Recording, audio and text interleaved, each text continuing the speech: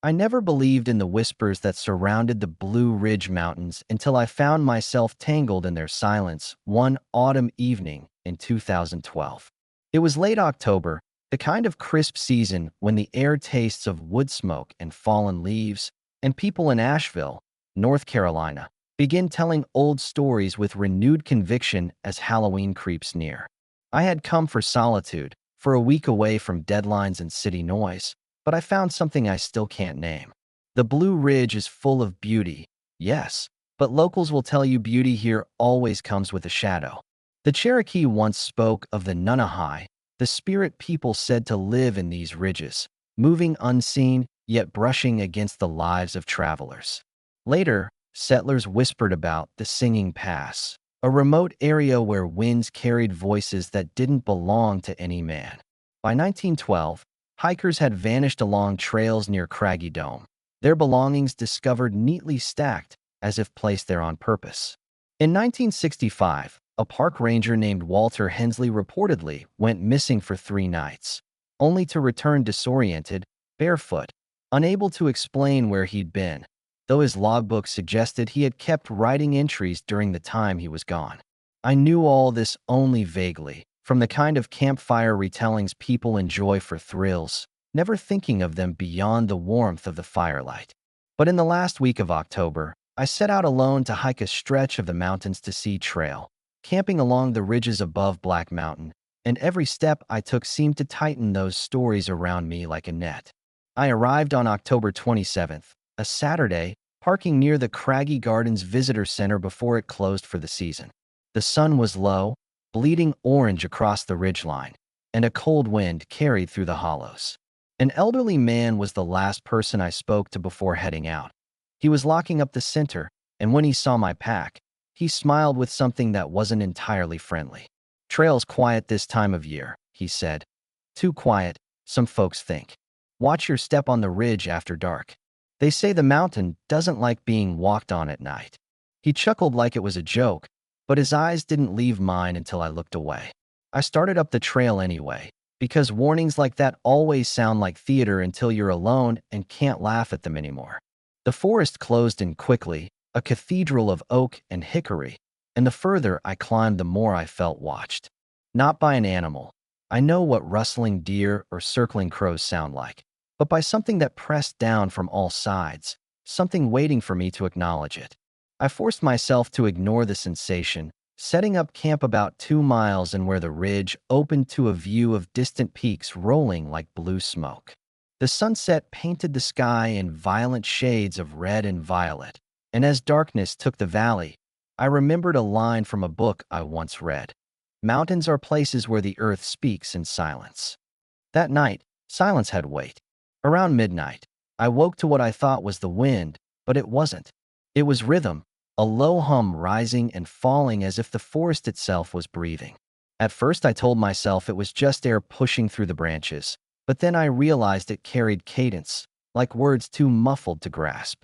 I sat in my tent, every muscle rigid, my breath shallow. I didn't unzip the flap, though every part of me wanted to see. The sound circled, sometimes close, sometimes receding down the slope, and once, just once, it felt like it stood directly above my tent.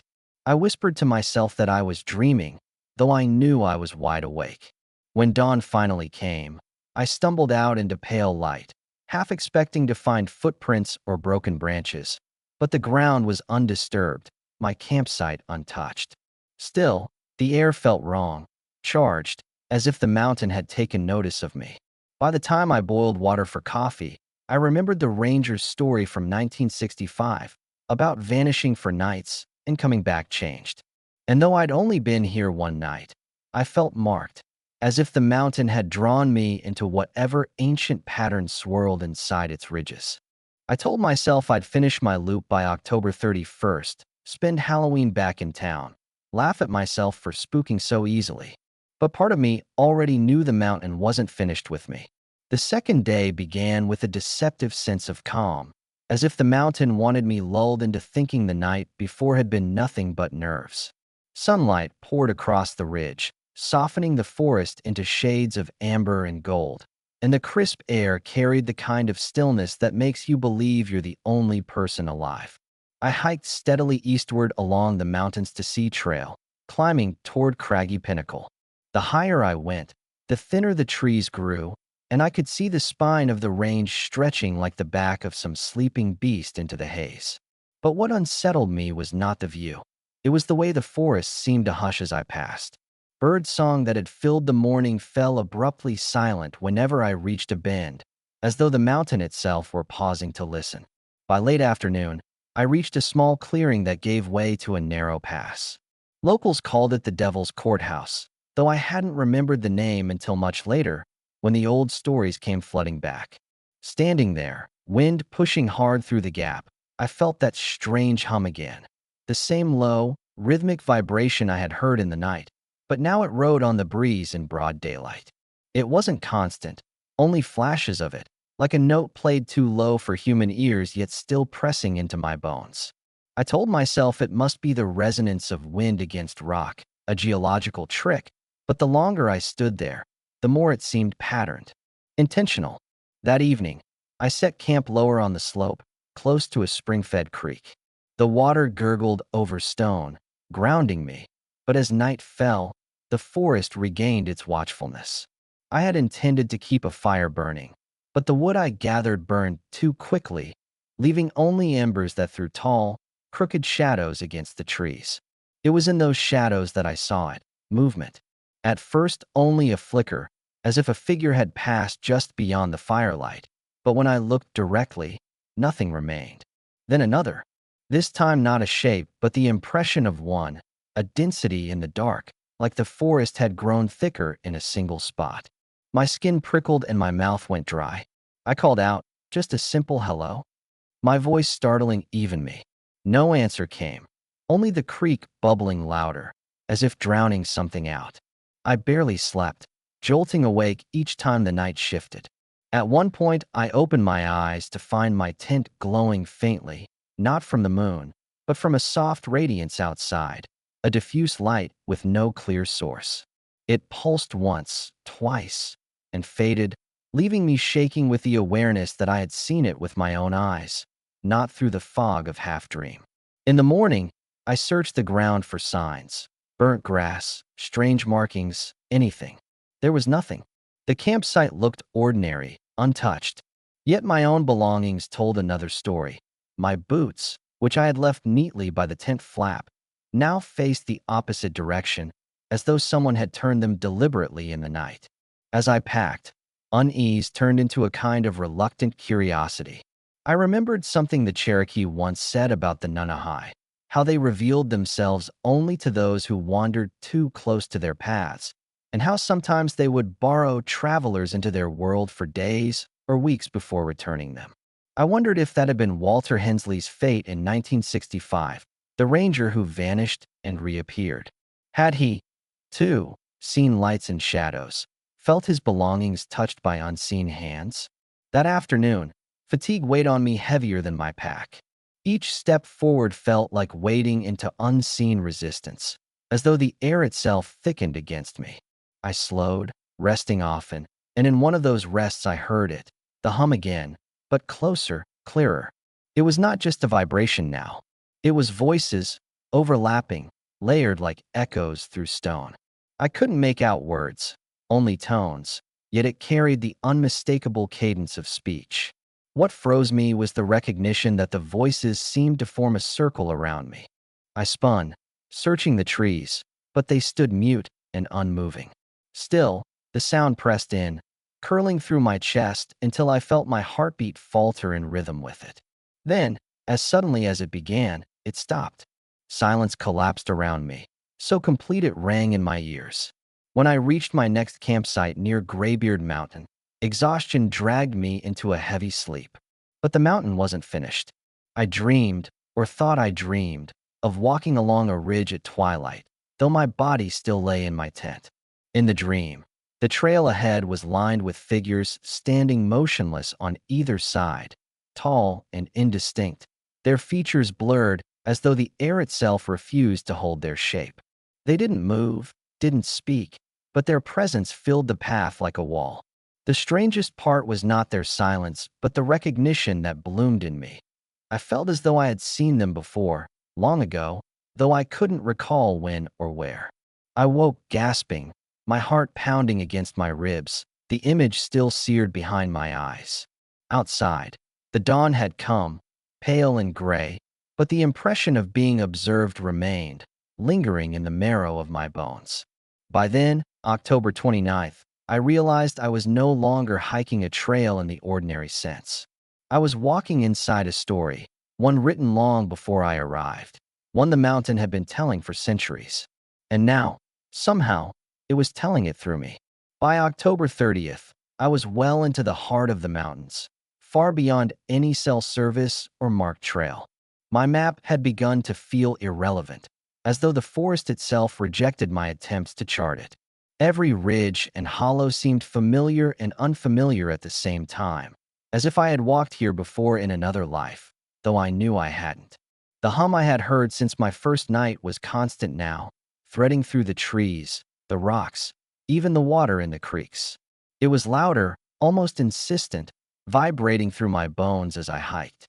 Around midday, I came to a narrow gorge where the trail disappeared beneath a thick canopy of hemlock.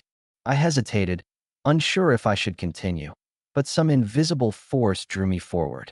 The moment I stepped into the shadowed corridor, the air shifted. It was heavier, colder, and I felt something brush past me. Light, intangible, like a veil of energy. My hair stood on end, and a chill raced down my spine. I tried to shake it off, telling myself it was fatigue, but the sensation intensified as I moved deeper into the gorge. There was a low, almost musical resonance now, like the combined echo of many voices, rising and falling in a pattern I could not understand. I realized I was holding my breath, afraid to speak, afraid to move too quickly, afraid to be noticed. Then I saw the first sign: stones, stacked in impossible formations, tall and narrow, perfectly balanced in a place no human would likely build. They weren't just cairns marking a trail, they were deliberate, almost ceremonial, and the hum seemed to originate from them. My curiosity overcame my fear. I reached out to touch one of the stones, and the moment my fingers brushed it, the air around me shivered, like a ripple across water. The hum became a thrum, vibrating in my chest, and I felt an overwhelming sense of being observed. I looked around and saw shadows flicker between the trees, not solid figures, but impressions of movement, shapes that seemed aware of me. Panic and awe collided, and I stumbled backward, barely catching myself on a gnarled root. The sun dipped lower, and I realized I had no sense of time. The gorge seemed endless, and the hum pulsed in rhythm with my heartbeat. I wanted to run, to climb back to the safety of open ridges, but my legs refused to move. It was as if the forest itself had rooted me in place. I called out again, my voice cracking, and the sound was swallowed immediately, replaced by the vibration of the hum and the soft rustle of unseen movement. Then, something astonishing happened. The stones began to shift, imperceptibly at first, then more clearly, sliding along the ground in patterns I could not comprehend. It was deliberate, intelligent, as though the mountain was arranging itself to communicate something I was not ready to understand. I dropped to my knees, watching as the formations changed, and a wave of vertigo hit me. I felt a presence at my back, immense and ancient, and I dared not turn. Time seemed to fracture, minutes stretching into hours, hours collapsing into seconds. The wind carried whispers that sounded like names I didn't know I knew, each syllable vibrating in my skull. Fear surged, but beneath it, a strange calm settled over me. I was part of something larger than myself, a story older than the mountains, older than any human memory. Dusk turned to night, and the gorge swallowed me in darkness, but the stones glowed faintly, ethereal, illuminating paths that led me forward. I followed them, each step measured, each breath synchronized with the hum, until the formations led to a small clearing at the base of a cliff. There, I saw the final manifestation, a pattern in the rocks, unmistakably shaped like the ridges themselves, carved by forces I could neither name nor understand, a reflection of the mountain's ancient geometry. The hum reached a crescendo, vibrating through every fiber of my being, and I realized with awe and terror that I had reached the heart of the mountain's secret. I knelt in the center, trembling, and the vibration subsided, leaving a profound silence that filled the clearing. I understood then that I had been tested, drawn into a ritual I could never fully explain. I was not harmed, not guided, not imprisoned, only observed, challenged, and permitted to witness something timeless. Exhausted, disoriented, I made my way back along the gorge, retracing steps that no longer seemed familiar. By the time I reached a familiar ridge near Black Mountain, dawn was breaking, and the forest had returned to its usual rhythm. Birds singing, wind through the leaves, sun spilling gold across the peaks. But I knew the mountain had changed me. I carried the resonance, the hum, in my chest. I knew the stories were true.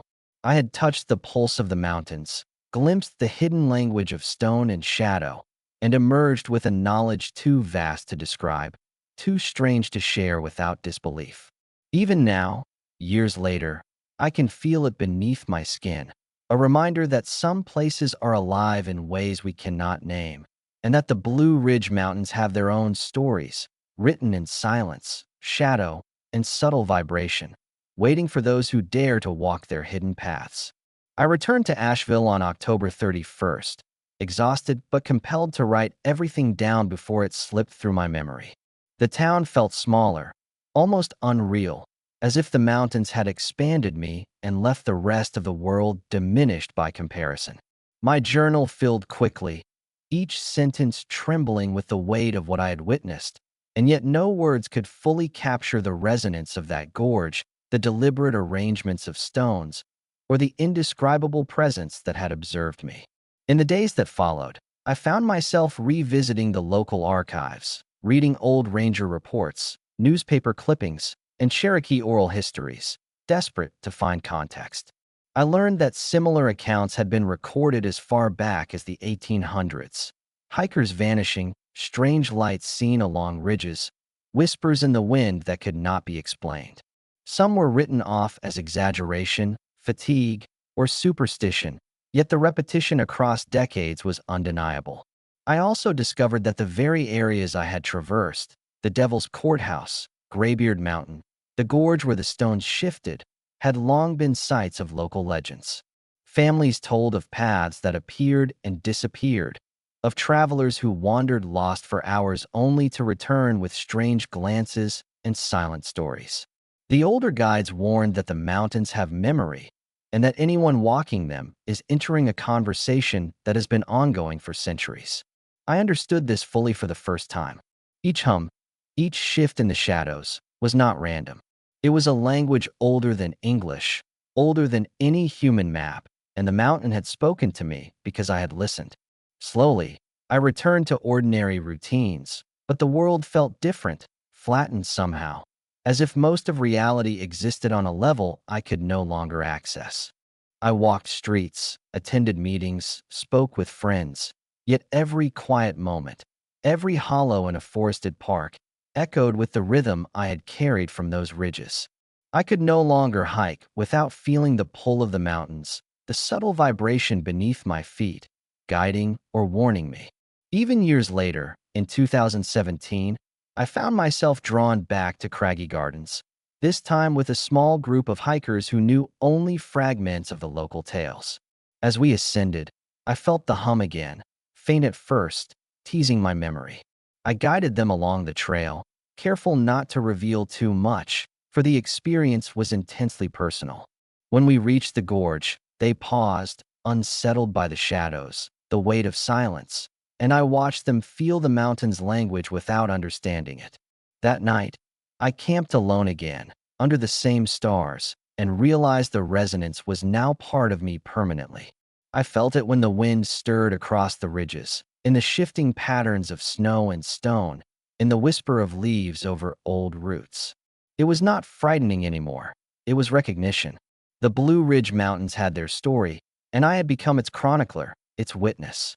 The legends I had once dismissed as quaint tales of Nunahai and the Singing Pass were no longer stories. They were records of the mountain's consciousness, living and persistent. I understood that hikers like Walter Hensley, the vanished souls of 1912, and countless others had all experienced variations of the same phenomenon, drawn into the rhythm, observed, changed. Some returned disoriented, some silent, some lost forever. And I had returned with memory intact, carrying both awe and responsibility. Even now, I am careful where I step, which ridges I climb, how I move through the woods, because I know the mountain notices. On quiet mornings, when the fog drifts over Craggy Dome, I can hear the faintest hum in the distance, a reminder that the mountains continue their dialogue, their subtle test, their ancient ritual. I am not afraid, but I am humbled, forever aware that my presence there was never casual. The Blue Ridge Mountains do not simply exist. They remember, they observe, they respond. And in walking their trails, I was allowed to glimpse a secret older than any of us, a resonance that binds stone, shadow, and spirit into a single, living story, one that continues long after I have left the ridge, whispering its truths to anyone willing to truly listen.